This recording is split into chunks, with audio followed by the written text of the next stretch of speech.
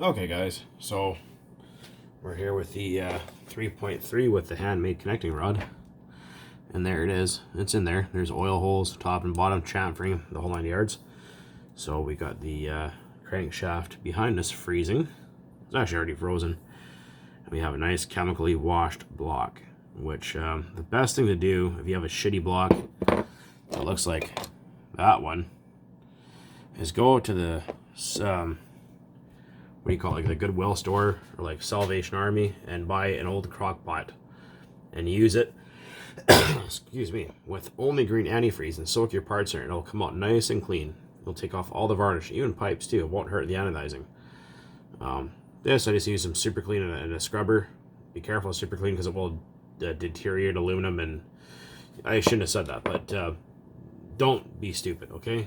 Anyways, that's hard to ask for most people these days, but what we're gonna do is we are going to install the crankshaft bearings inside engine block. Oh fuck, that propane was running the whole time. This is gonna blow my kitchen. Oh. We got some leaks around here. Oh, no, we don't. Hank Hill would be proud. Well, maybe not, we'll see.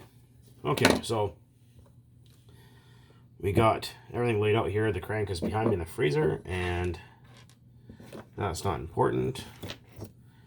And we got some Echo 2-stroke oil. You don't have to use this. This is just what I have open, and we're going to use that, and that's absolutely fine. So we're going to grab our crank,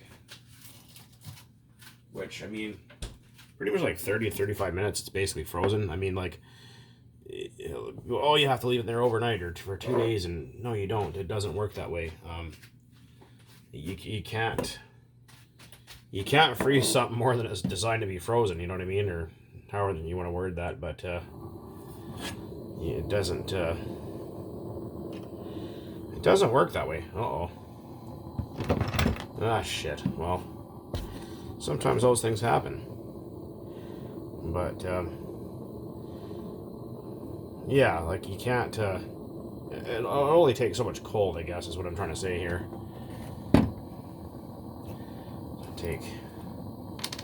Forgot to put some oil and make sure I don't burn down my kitchen.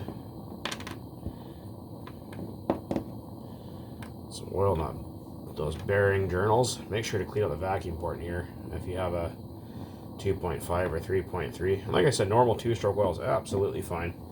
You won't hurt nothing by doing that. You don't have to use all these specific lubricants what they sell you at the hobby shop, because most of the time they're fucking a rip-off anyways. There we go. Yeah, you don't have to use all that stuff. Normal 2-stroke oil tend to be 35, 30. Your favorite 2-stroke oil, it's all fine. So you don't have to worry too much. And the problem is these days, there's all these, you can't do it this way, you can't do it that way. You start believing all that shit and you get nothing done. And that's true, unfortunately. Oh, you can't do it this way, you can't do it that way. Well, my daddy, well, just because your dad did it for 50 years doesn't mean it's correct. So, keep that in mind. There's an awful lot of fucking idiots out there. Unfortunately, a lot of people believe, oh, you can't do this, you can't. Oh, well, that's your prerogative. You can take your idea and put it where the sun don't shine. And that's absolutely fine with me. Because I could care less what you think. I think I already pretty much made that clear in my videos. Well, what about the, well, no, that's fine. You can do your own way. And if it involves shoving pineapples up your ass, then give her. Also, pro tip, when you seat your bearings, give the crank a nice little tug to make sure they're seated. Ah, perfect. These are actually even used bearings. These are out of my other 3.3, which you saw me do the crankshaft, or not crankshaft, what do you call it there? The connecting rod replacement on. So a little bit of oil down there. It's nice and hot. So everything will absorb all that oil. You don't have to oil it as much as me. I just like to do it to piss people off because you shouldn't use that much oil. You shouldn't do this. You shouldn't do that. Well, I don't care what the fuck you think. This is a Bug 404. Do you really care? Do you really think I care about your opinion? Because I don't. If you want to be, if you want to have someone care about your opinion, well, this is not the place for you to be. Unless it's a constructive criticism or like, hey man, blah blah blah. Well, yeah, questions, that's fine, but just don't be an idiot. Leave that, let all that cool off. Perfect. Alright, so we need a pinch bolt because we don't have one. So we're going to rob that out of a 2.5, which the 2.5 and 3.3 share the same, a lot of the same parts.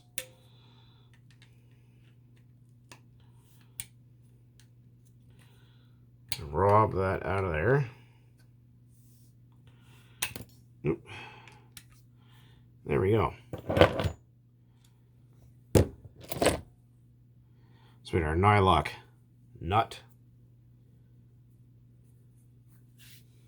And we're going to take that and we're going to dip that in some oil because these things often can be pretty tight sometimes. Insert that right like that.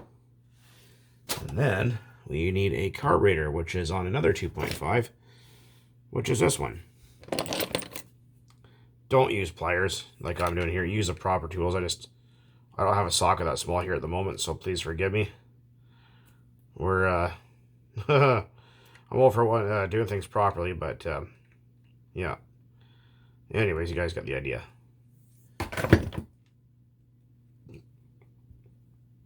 And if you didn't know, yes, the 2.5 and 3.3 both share the same carburetor. If you didn't know that, now you do.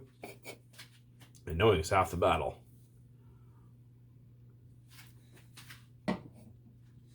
That's a G.I. Joe reference if you didn't get it. Ooh, that's pretty toasty. I'll let that cool off for a few minutes. I'm going to pause. Be back soon.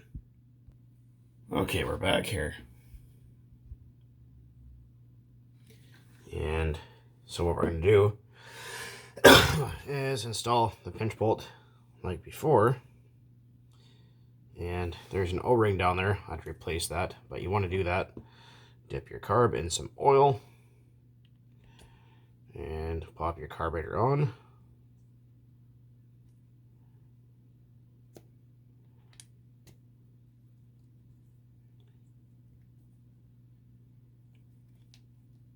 Well, whatever. Anyways, that O-ring's kind of binding up down there, so we're not going to worry about that. But let's put that piston and sleeve in the block. Next.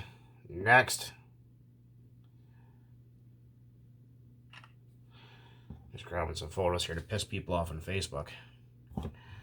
Because everyone's like, you use too much oil. And I do not care what people think. Obviously, you've noticed that by now. So we're going to go in here. Drop that in. And grab our pliers. Drop that rod right onto the crank pin. There we go. Like that. Put that down at the bottom.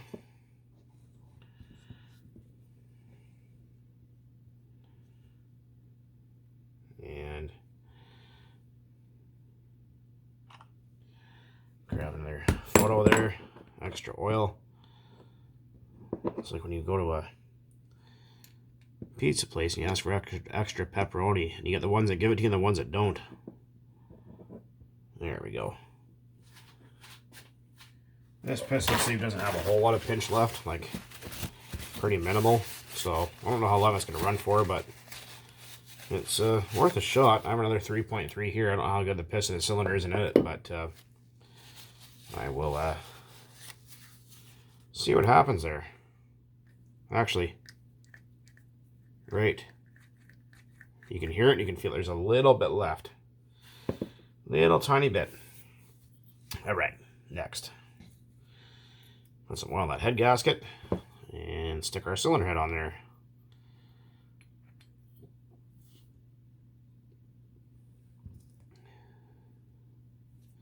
Oh, hold on, wrong way around. There we go. Because there's actually right and wrong way to put the cylinder head on. For those of you that didn't know, now you do.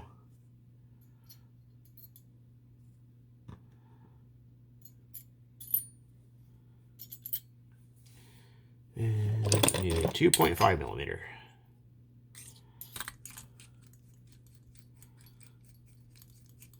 And do not tighten up one all the way. Tighten it till you feel the cylinder head pull, back it off. And then run them down all nice and even until you feel you tight, back it off. Because you can actually tighten these down, it will warp or not tighten properly. So then you want to run them down just like you're doing a tire on a car. And an idiot just tried to call me here, so that's interesting.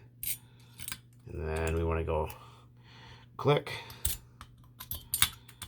click, click, click, and click. All right. And oh, lots of compression, so we're good there. All right. That's wonderful. Wonderful. Wonderful. Fuck, whatever. There we go. And we need our back plate and starter shaft. So we're going to put some oil on there. And don't go gooping up the O-rings. You don't need to do that. There's a freaking O-ring there for a reason. You don't need to fucking put silicone all over it. And hold the crank. You'll feel it go snap. And in it goes. Then I got 4 screws. Rub some oil on those because steel to aluminum, you do not want them to go in dry. Although some people seem to think that's okay. It's like those people that go, oh, I put my 2-stroke engine together with no oil and I get like 15 minutes, 101, bro, and it's awesome, then it blows up. I'm like, you're an idiot.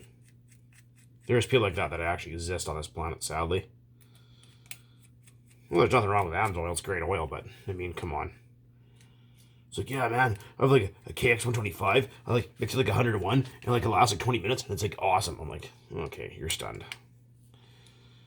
Your parents should not have smoked weed when you were fucking pregnant with them, or when they were pregnant with you, sorry. Okay. Next.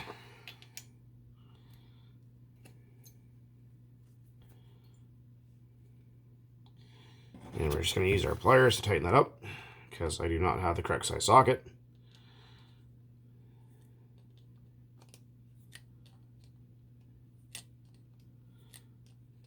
Make sure you push down to the carburetor to seat that O-ring there too, because sometimes they don't seat and you get an air leak.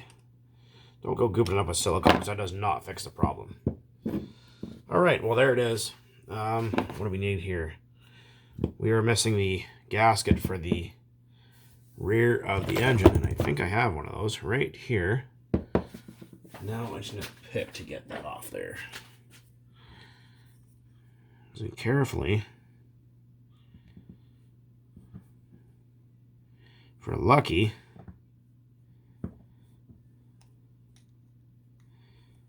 get that O-ring out of there. Come on. Oh, that one didn't live. They're so old too, right? So these engines are many, many years old. Well, they still actually have the original connecting rod before they changed it. Some of these actually do. And this engine here actually has an original old school rod in it, which that just goes to tell you how old it is. So probably about 15 years old at least. Stick that there. And we are ready to rock. So anyways, guys, I thought I'd share the little bit of a, connecting rod, homemade rod rebuild, or whatever the hell you want to call it, out of used parts. And 2-stroke oil absolutely everywhere. And hopefully you guys enjoyed that. And so what we're going to do is we're going to take and we're going to put a flywheel. Obviously you have to, because these won't start without a flywheel. They'll kick and buck and they won't start. So we're going to put a flywheel and clutch on it. probably rob it off this guy here, or one of the other ones, and we're going to throw this in the engine test stand. I'm going to move the throttle body up here so we can put a rubber band on it, put a pull start up, put exhaust on it, and we're going to start it up in the test stand and let it run all by itself, and just see how long it lasts for, really. I mean, we'll put it in the T-Max eventually here, maybe if I get something else, but we'll get a run video here and see what the hell happens. Anyways, guys, as always, thanks for watching. I really appreciate it. And as always, Merry Christmas, and keep on burning nitro out there. Later. Cheers.